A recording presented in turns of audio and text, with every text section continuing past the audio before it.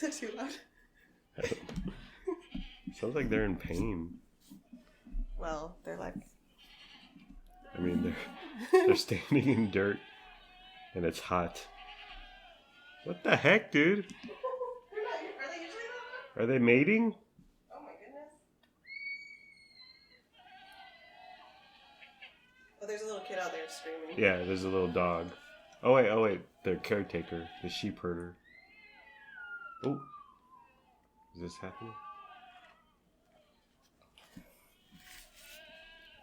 Is that a goat or a child screaming? Both. And oop. Okay, so we watch Cocaine Bear, so you don't have to. You being the listener, the audience. Thoughts, feelings, comments, reflections, my love? It was really bad. It's terrible.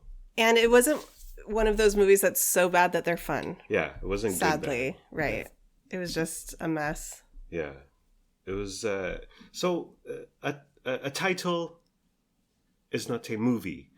And I bring to my evidence, Counselor, Exhibit number 1, Snakes on a Plane. That sounds wacky. And you had Samuel L. Jackson in there, and then the movie came out, and I was like, okay. And then about a year ago, the Winnie the Pooh horror movie was announced, and every podcast and every radio show, this sounds crazy. Because they're no longer in an eminent domain or whatever. Disney no longer has the rights, so anyone can do anything with all these characters. Winnie the Pooh, that sounds crazy. That's crazy. And then they release this trailer. This trailer looks crazy. It's crazy. And then it comes out, and no one cares. Very few people see it. Those people say it sucks or don't enjoy it or say nothing about it. And then it goes into the ether. Hype is good, but if your movie doesn't deliver, then hype can only take you so far. Right. It's a news story. It's a wacky premise. This bear does a bunch of cocaine. That's crazy. Oh my gosh, it's crazy. So they announced the movie, Cocaine Bear. That's crazy. And then they put out a trailer. The trailer's crazy, dude. You see the trailer? It's crazy. There's a bear on cocaine. And then the movie comes out. It's like, oh, this is a bad movie. It's a bad. It's a dumb, silly title, and it doesn't result in a movie. But watching it, I thought, like, well, we as the audience, the viewing audience, we deserve better. But who also deserves better is Carrie Russell. Oh yeah, Felicity, bro. I can't believe I was shocked when I saw her. Yeah. I had no idea she was even in it. Yeah. And then I couldn't believe it. She deserves better. Alden Ehrenreich, he doesn't deserve better. No. He was solo. So that he fits in just fine. Ice Cube's son is in it. He deserves better. Ice Cube is somewhat of a Hollywood impresario. He produces now. He makes the Are We There Yet? Makes a ton of dough, that franchise. Why is his son in this crap, dude? Like, come on. He's trying to forge his own path. Okay, Dad. Sure. Jesse Tyler Ferguson deserves better. Elizabeth Banks, does she deserve better, honey? She did Pitch Perfect 2. She rebooted the Charlie's Angel movie with Kristen Stewart a couple years ago. She was fun in the Hunger Games, but I like her as an actress. yeah. But I think most of her directorial pursuits have been duds. Yeah. And Ray Liotta, he deserves better. Ah. Okay. Goodfellas, Copland, and the movie Field of Dreams. Field of Dreams. And oop. So yesterday we were at your parents' house, and we got into the conversation of TV and movies, which is always followed by, we talk about Chicago and Air Supply. REO Speedwagon. Journey, Peter Cetera. But we eventually end up talking about TVs and movies. And this conversation happens it happens in my work all the time. So we start talking about TV shows and movies, and I submit to the court. I'm going to compare Die Hard versus Shrinking, which is a TV show on Apple TV Plus starring Jason Segel, Harrison Ford, and Jessica Williams, which we watched and we liked. So back in the day, you knew what Die Hard was about. Like, you didn't have to see Die Hard. Bruce Willis fights terrorists in a building. You just got that. And he went on talk shows to promote it. And he was on Entertainment Tonight promoting it. He was doing radio interviews to promote it. He was on magazine covers. So you were aware of Die Hard. Even if you hadn't seen it yet, you knew what it was about. Fast forward today, Shrinking. You bring it up, 99% of the people are going to be like, what? And then you have to explain what this TV show is about, or movie. And it's always a losing battle when you have to explain. Well, Jason Segel is a therapist, and he gets overly involved with his patients, and it's wacky. Hilarity ensues. It's a losing battle. It's annoying. Back in the day, I did not watch Friends, but I knew what it was about. Now, you bring up a TV show and most movies, and you have to explain it, and then you're just kind of like, oh, everything sounds like crap on paper. It sounds terrible, and then you're like, no, I swear it's really good. Right. I loved it. Right. So you have to describe plot. You have to build the awareness. You're the publicist for this stupid movie. Suddenly you're doing radio interviews promoting Shrinking. And then the second thing is back to Die Hard. It was in the movie theater. And then after a 6-month run or whatever, however long it was in the box office at a movie theater, it would go to video, VHS, later DVD. And then it would go to HBO. And then it would go to TNT or USA or whatever. And then after 10 years, it would be on a local network at 2 o'clock on Saturday. But you knew the process. And so if you didn't want to spring for it in the theater, you would wait for the video. If you have HBO, I'll catch it on HBO when it eventually. So there was structure. There was a linear process to it. There was an order to this. Yes. Now, so what's Shrinking? Well, it's about Jason Segel. Blah, blah, blah. Well, where's it on? It's like, oh my God. Something that you don't have a subscription to. Right. And then Apple TV Plus. Oh, we don't have that. Well, okay. And then the conversation ends there. Yeah. Oh, I don't have that. Okay. I guess this has been all pointless. It's like, where is it? Oh, it's on Hulu. It's on Peacock. It's on HBO Max. Most of these people don't have what you're talking about or don't have everything. And then it just kind of dies. And then when we do, your dad brought up Shooter, which is a TV show based off the Mark Wahlberg movie Shooter, which I never saw. I barely knew this series existed. Your dad liked it. I was like, it's on Netflix. Okay. But there's already so much to watch. But Auntie K did really write down stuff we suggested. Once, so we watched Modern Love, which is made by John Carney, who did Once and Sing Street. Yeah, he's got a style, he's got a vibe. It's really good. So that's the majority of TV and movies. It's annoying to talk about, but after the weather and what you had for dinner, there's very little that unites us now in terms of entertainment. Right. Big movies are still huge. Your brother saw the Super Mario movie. Yeah. And most of the people there last night had seen Super Mario, so right. And we haven't. Yeah, you and I haven't actually seen it, but the kids did. Yeah, but we get it. You don't have to explain the plot. I mean, you can if you want. We can glom onto it. So big movies still have that Die Hard ness to it, where you grasp onto it. We haven't seen Mario. We want to. We will. But it's like, oh, he doesn't have to explain the plot. He doesn't have to tell us where to see it. It's in theaters exclusively. So things done changed.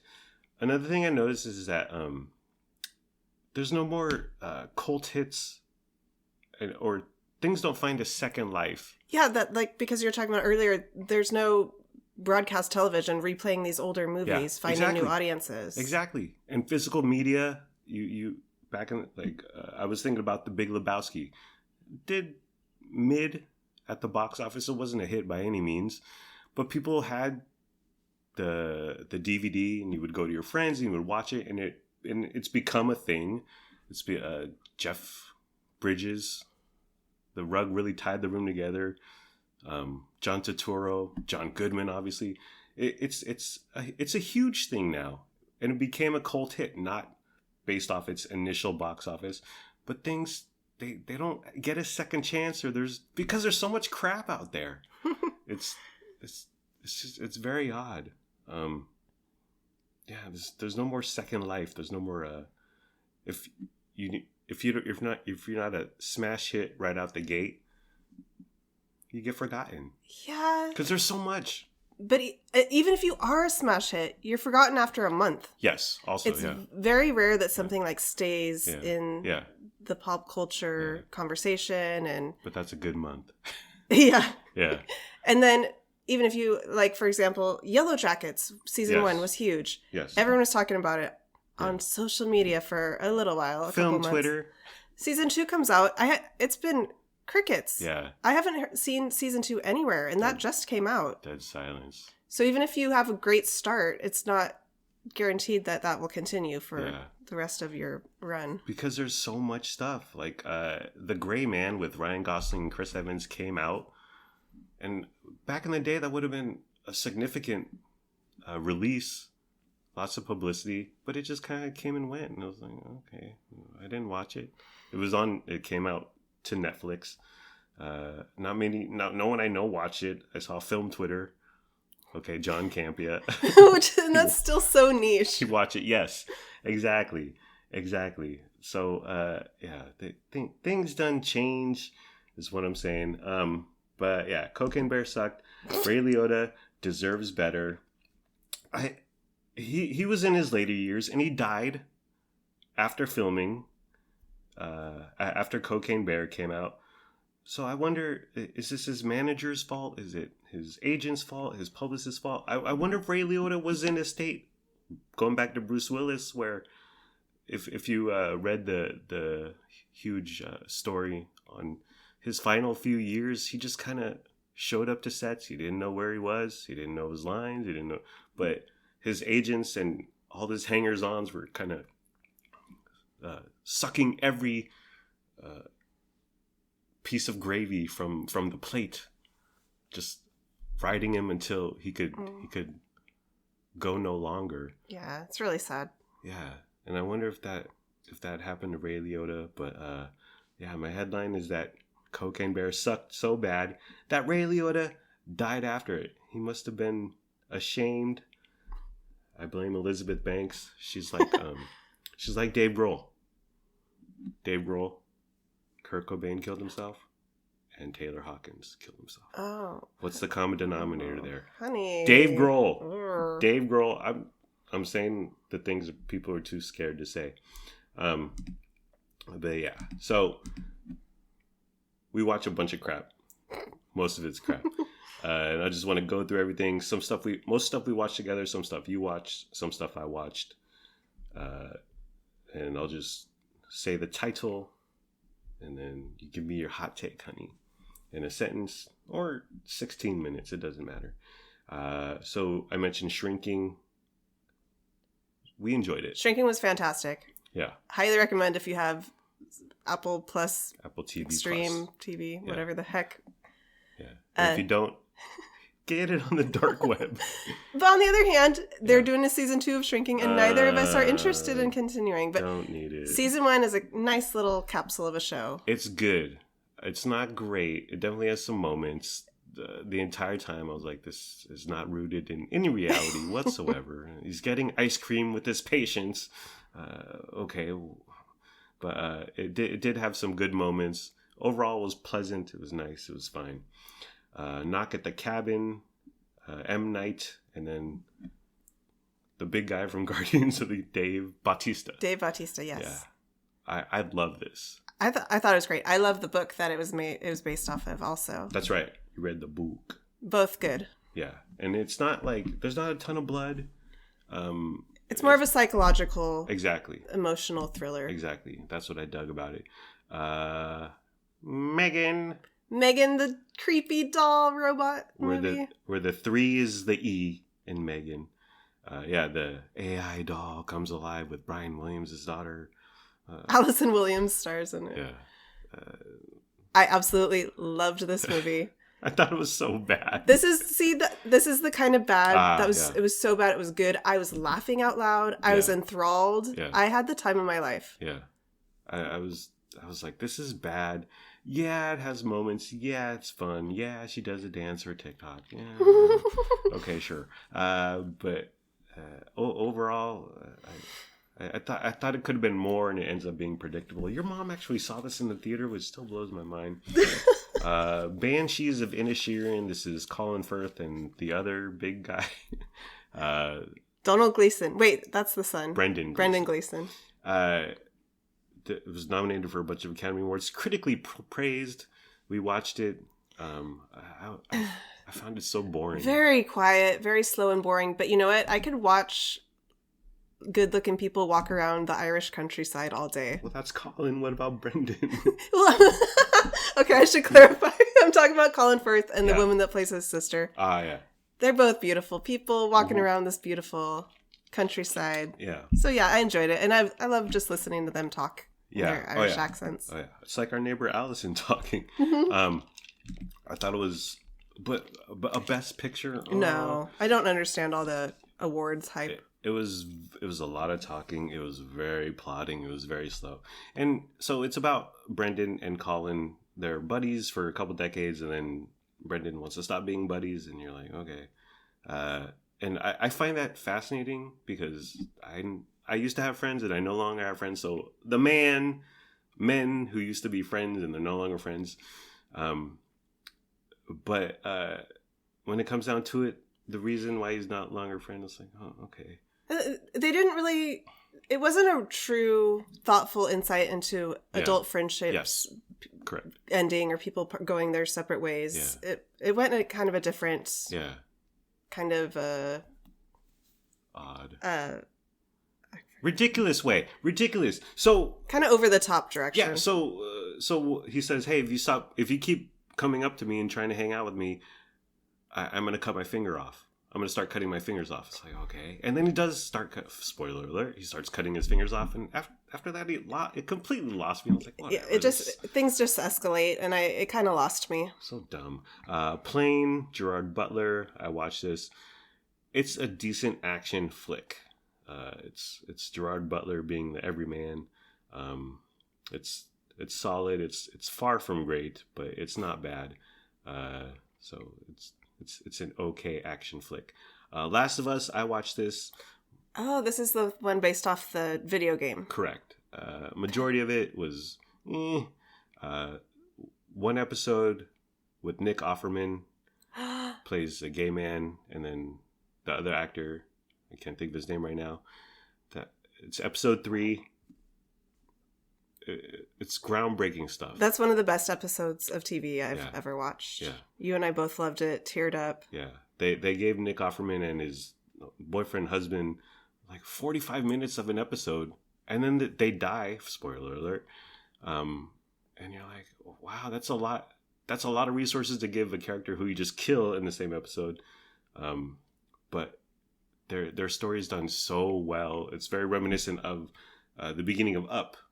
When the Pixar movie, when the old guy, or he's not old at the time, but he meets Cute, his wife, and then they go through ups and downs all within the first couple minutes. It's really good TV making, movie making, whatever you want to call it. But the rest of the series, it's zombies. Okay, it's kind of a slow show. But not a lot of action, I don't think. Yeah.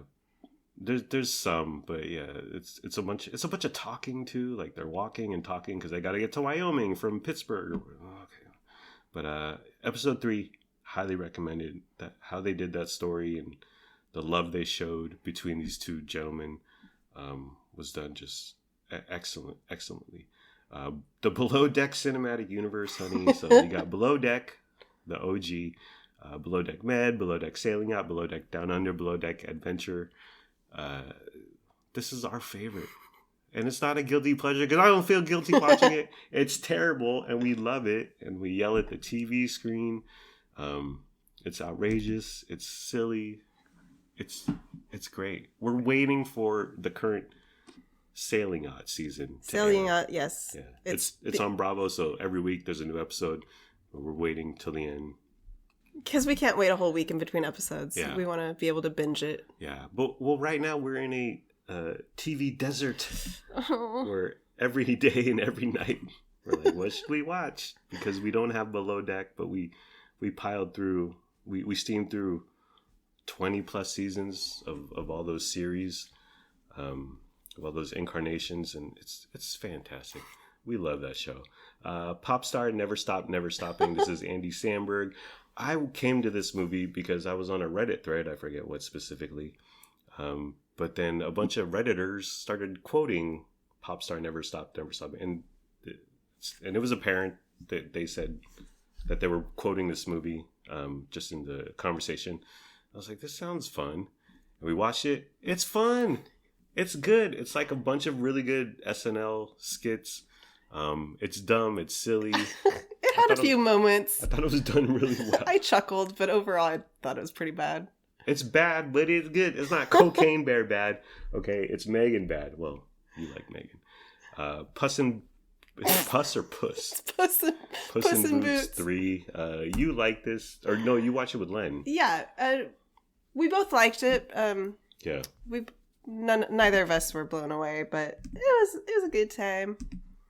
White Lotus season 2. So White Lotus came out, and then White Lotus season 2 came out, and film Twitter or whatever TV Twitter was ablaze with the season finale.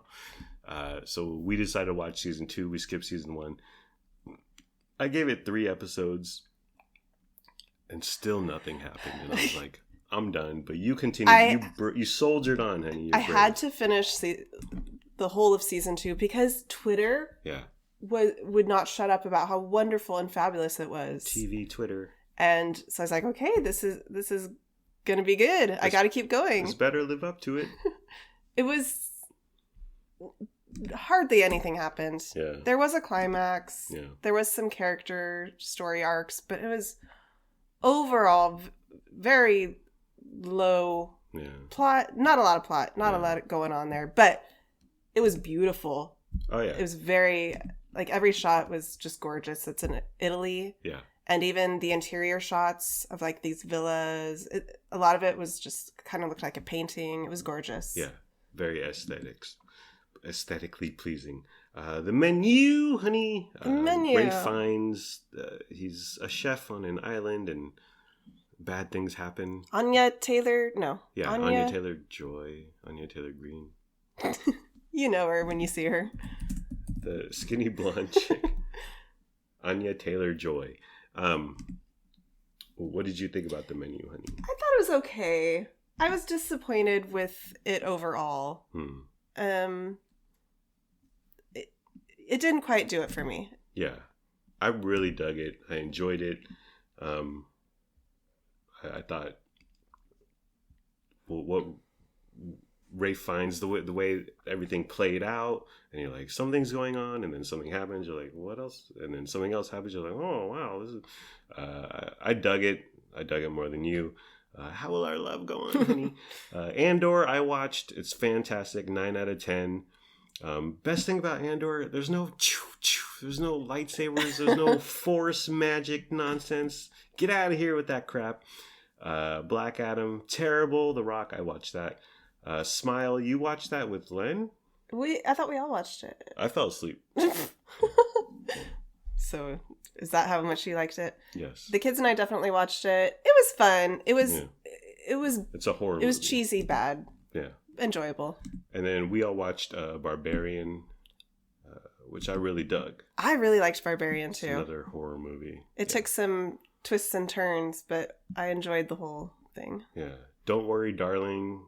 Harry Styles spit on Chris Pine or something. I watched a half hour. I was like, there's got to be more than this. I watched another half hour. I still haven't finished it. I'm an hour in. I'm sure one day I'll get to it.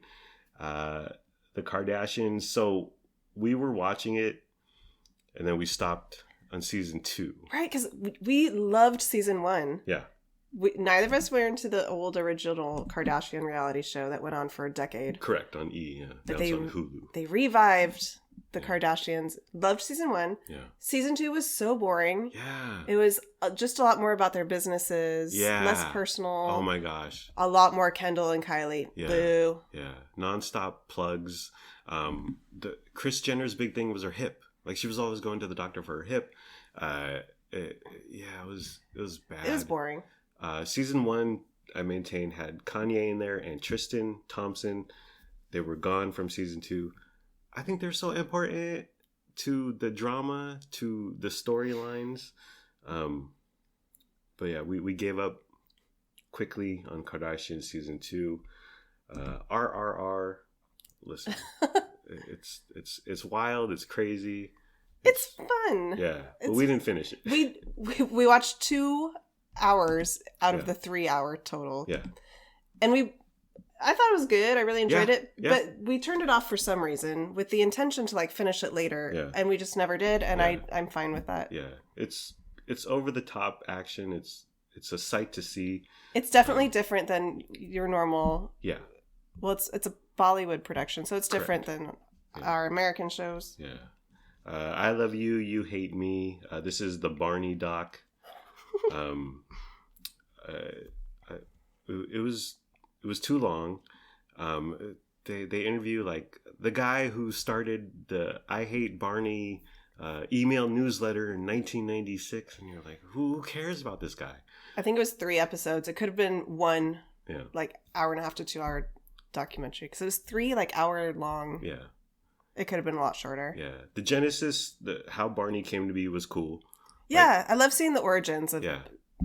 Businesses and TV shows and stuff. It was a mom, and she was watching some rando children's TV show of like not really animals, but sort of characters who were in a kid's bedroom. It was creepy. It was odd.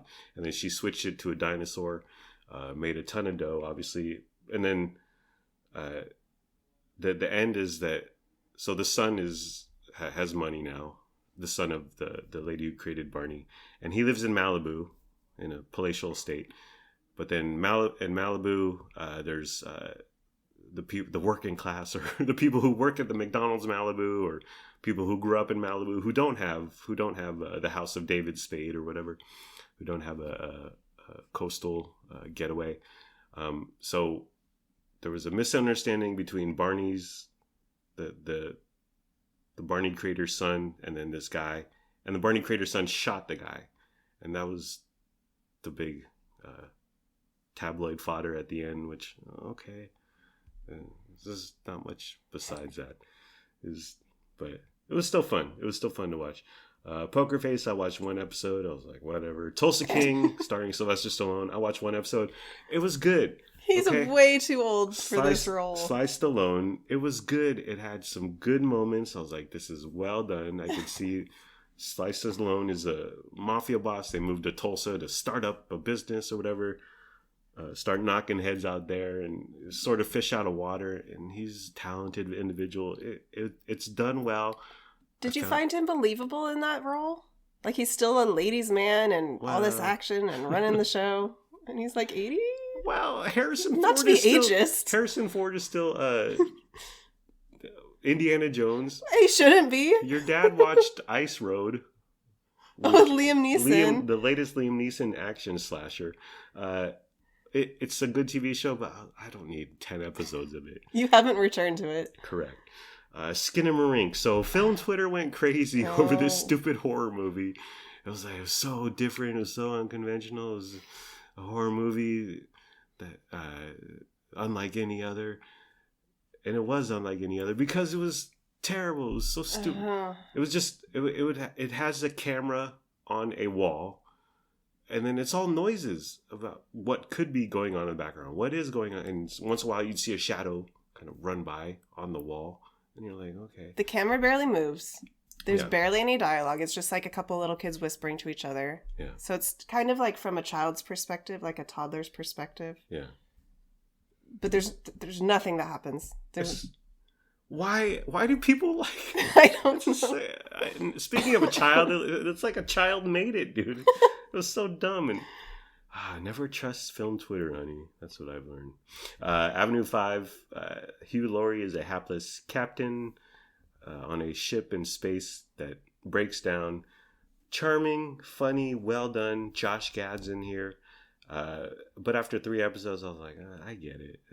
There just wasn't enough there for me. I wasn't feeling it. I thought it was kind of cheesy and not entertaining. Yeah. Willow, they rebooted it on Disney Plus. I watched maybe 30 seconds, and I saw Van Mardigan or whatever. Is the original guy in it? Yes. Oh, okay. Yeah, the little dude.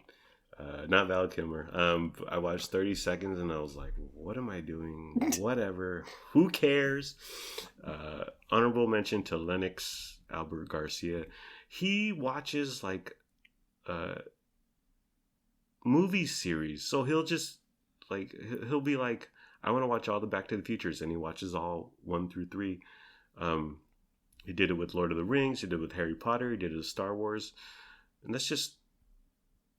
Well, you just hear kids are on TikTok now, and they have 0 attention span. But he can sit down and he can mow through an 8 or 9 part whatever Harry P was, and it's fun to kind of catch it with him, watch it with him. Chris Rock's Selective Outrage I thought was outstanding. It's his stand up, his return to stand up on live Netflix, done really well. Jared Fogle catching a monster.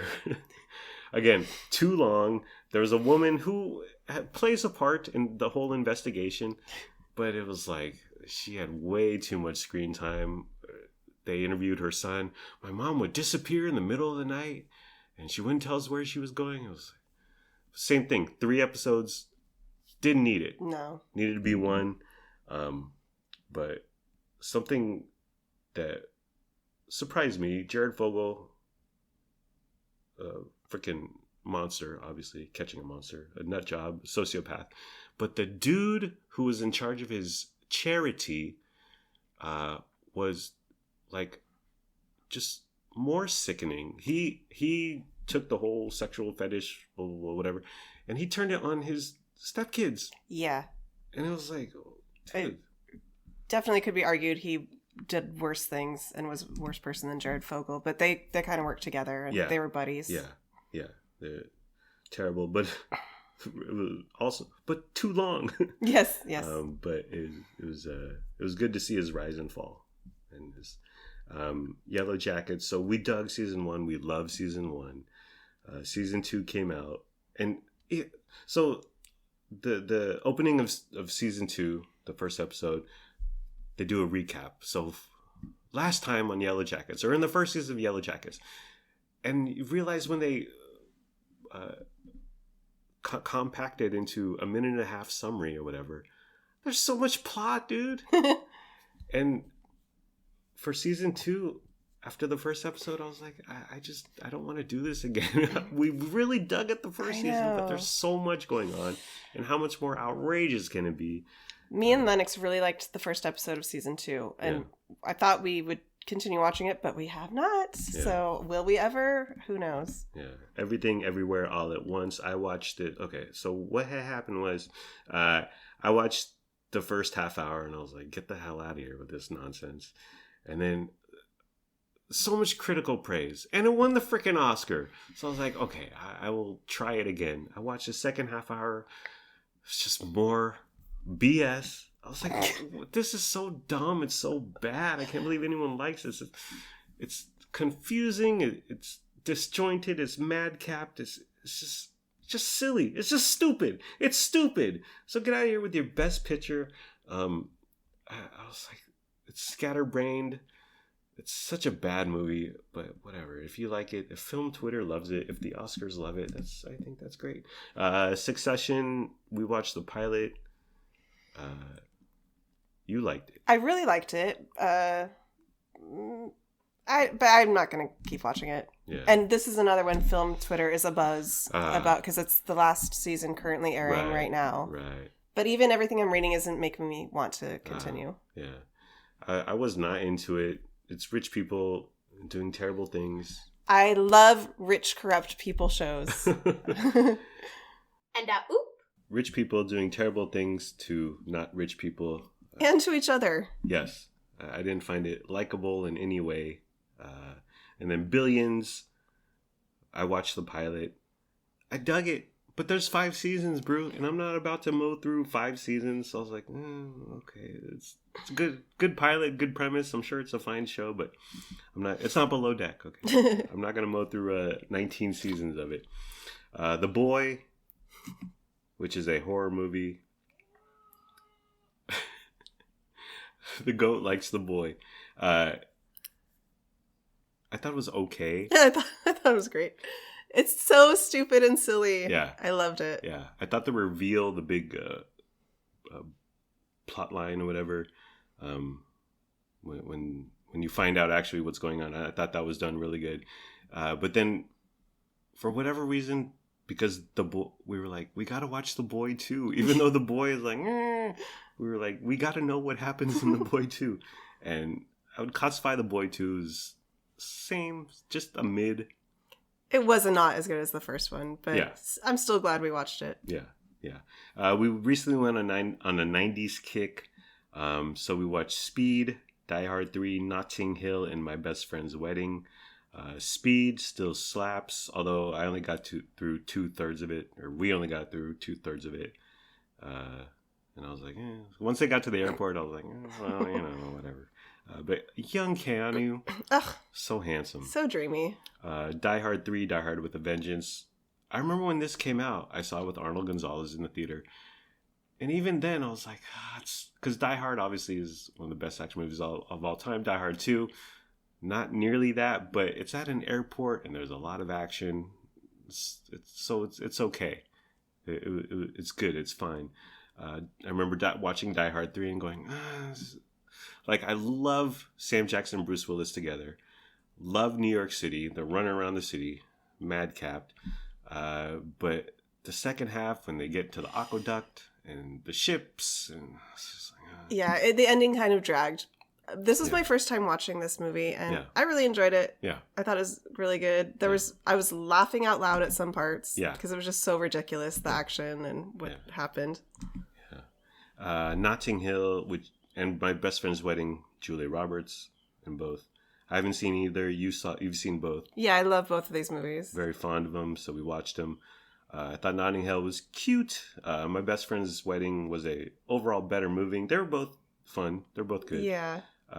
Julia Roberts' character in My Best Friend's Wedding, I didn't like. She's not a good person. Yeah. So why? And the male love interest is not a good person. Yeah. I didn't quite catch that when I was younger. Yeah. But maybe just because there was very little product 30 years ago. But I mean, it's still a good movie, done well, and I'm glad I watched it. But Julia Roberts trying to break up your friend's wedding because why? And I didn't dig her character, but I thought her character was much better in Notting Hill. Love and Death. So this is on HBO Max currently. Elizabeth Wilson, Jesse Plemons. We got through one episode, and that was it. Well, so Elizabeth Olsen and Jesse Plemons, they have an affair. They get together, and so they're working towards that in the first episode, and it was just so much like deliberate. They start filling out index cards of pros and cons, and I was like, this should take about 15 minutes to get to, because that's what the first episode is about. It takes an hour for them to get drags. together. Yeah. I don't need 9 more episodes of that. I lost interest, especially after I realized that this is the same story that Hulu made a version of last year with Jessica Biel starring in the role of Candy. Correct. Yeah. And I was like, this was just done last year, and I'm kind of familiar with the story. It's based on a real life story. Crime. Yeah. So I was like, I don't want to watch this. Yeah. It's been done. I don't care that much. Yeah. Elizabeth Olsen is gorgeous. Jessica Biel, like she wore a nasty wig and big glasses. She uglied herself down. She looks like the real person. Right. Elizabeth Olsen is not like styled Olsen. to look like her at all. Right. We gave it 1 up, and that was it. Newsies. I mean, this was because we have a nephew and niece in a local production of Newsies. And Lennox loves the soundtrack. He loves the movie. We've watched the movie multiple times, so of course we had to watch it again after we saw the play. It's a good time.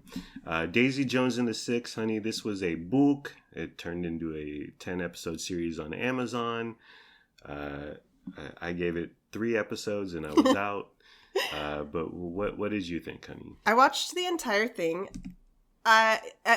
For the first half of this series, I was like, the acting is bad. Yeah. The casting is bad. Yeah. The dialogue is not good. Yeah. These people aren't as good looking as I imagined them when I was reading the book. Yeah. But I didn't want to give up. I wanted to keep watching the episodes. And in the second half, I kind of switched. Yeah. I don't know if they all of a sudden I was like, oh, Riley Keough is prettier now. She plays Daisy. That's Elvis Presley's granddaughter. Yeah. Lisa Marie's daughter, yeah. Right. She plays the main character. I was like, oh, Yeah. she's pretty now. Okay, I like her now. And the story overall, it got better. Like, it kind of builds. And I was even like, the music isn't that good. It's a fictional band in the 1970s. Yeah. Somewhat inspired by Fleetwood Mac. Yeah, right. But after the show ended, I couldn't get these songs out of my head. And now I listen to the soundtrack in my car all the time. So it grew on me. And I like it. I might revisit it, actually. Yeah. The first few episodes, I just clocked it as that thing you do with a lot more drugs and sex. And so I was like, I don't need to watch the rise and fall of a band over 10 episodes when That Thing You Do did it. And speaking of the music, That Thing You Do is a bopper, dude. Oh yeah, so many, many good songs in that movie. It's an infectious ditty, and through 3 episodes, I was like, well, where's they needed a surefire hit song. They definitely did, because it's based on a band, and they're supposed to be the biggest band in the world, right? And they didn't have it, and so I was like, this is not working for me. There is not a catchy standout song. Yeah. But I still listen to the music. Yeah. The Pez Outlaw. So this is a documentary about this guy. He finds collecting Pez is a big business. I mean, it's not like Marvel or whatever. Marvel tchotchkes and Iron Man dolls or whatever. But there's a fervent fan base out there. People who collect these stupid little plastic toys. And this guy. He skirts the law. He goes against Pez USA. He flies to Europe and finds the Pez factory and gets exclusive. It's fun. It's fun. And in the end, it ends up being about him and his wife. His wife has Parkinson's. And so they end up together. Some of the dramatizations, all the dramatizations are completely ridiculous, completely over the top. Completely phony, but on the other hand, this guy's outlaw. The Pez. I mean, he's dealing with Pez, the candy. So I was digging it. I was like, yeah, I enjoyed it. It's fascinating to me that I always think of the world as like I think a lot of people do this. It's like the world that you live in, your town, your job, like the places that you go to all the time. Yeah, this whole other world is out there. Yeah, of these people that go to toy conventions. Yeah, and are collectors and the shady black market of the toy world and the seedy underbelly. Yes. And it's just fascinating that these people exist. Yeah. These places exist and this is going on. Yeah. The best documentaries are catalog eccentric people. And this dude was a nut. Yep. And it was awesome. That's what we want to see. Yeah, exactly. And oop. You said okay. And oop. Beef, starring Stephen Yeun or Ewan, and Ali Wong. This was a 10-episode series. We loved it. We dug it. Yeah. Yeah. Each episode is about a half hour long, and they really nail the Asian American experience or whatever. But you know what? This is just like Yellow Jackets. First season is fantastic. If this gets another season, if it gets greenlit another season, I hope it. Well, I don't care if it does, but I'm not going to watch it. I loved season 1. Yeah, it was a great arc for these two main characters. Yeah, and where they went from the beginning to the end. It conclude. I loved the conclusion. Yeah. I love how it all wrapped up. Yeah. Should we just keep going? We're almost done. No, but okay. And oop. Next up, Modern Love, which we're currently watching. We mentioned it before. If you know Once, if you know Sing Street, Jim Carney is the guy behind this. And it's based off a New York Times feature piece or a series of pieces that people write in with their real life stories. Who knows how much of that is true. And then they take these stories and they add some dramatic flair. Episodes are really short, less than 30 minutes. I really, well, each one, because each episode is its own story, characters, setting. Well, they all take place in New York. But each one, I'm like, how is this going to end? Because you know it's going to come to an end in about 25 minutes. I thought season 1, episode 1 was a banger. It slapped. You cried. I did. Yeah. It was very touching. Yeah. It was done really well. And then the second episode was mid. I really enjoyed the second one. Yeah. It wasn't as good as the first one, but it was still good. And oop. Yeah, I thought episode 1 was blockbuster. Episode 2 was a little bit less blockbuster. You liked it more than me. And then after that, it just kind of fell off. And each episode is okay. Like it's something different. It's enjoyable, but they're not great like the first and second episode. But John Carney doing his magic at the end of the 8th episode, the final episode of season 1, he brings back all the characters and you really get up in your feels and you're like, oh yeah, I remember them. I remember they did it. Like, those are my friends and we had so much experiences together. And we're currently in season 2. It's good. We're waiting for Below Deck. We're desperate. We have to fill our nights with something. Any port in a storm, I mean, right? But overall, it's good. It's good quality. It's a fun time. And John Carney working his magic. Go see Once. Go see Sing Street. If Auntie Kay hasn't watched them, she wrote them down. She wrote them down in her phone. If she hasn't watched those, but next time we see her, ooh, it's gonna be heck to pay. And then finally, The Only Way Is Essex, best show ever. I mean, it's reality. It's like The Hills for the English set, and we love it. But again, we're waiting for Below Deck, so we're like, let's dive into The Only Way Is Essex again. It fills the void. Yes, sort of. It half-heartedly fills the cavernous void in our lives. That is no Below Deck. Alrighty, well, that's a ton of crap we watch, honey. Anything else to add? Your brother cried during Mario, FYI. Did he? Yeah. I missed that. Yeah. Now I gotta watch it. Yeah. I really want to watch it. I don't know if I'm going to cry, but yeah. I hope I do. Brandon cried. But anything else, honey? No. Let's go watch Modern Love, Season 2, Episode 2. We will. Oh, bye-bye.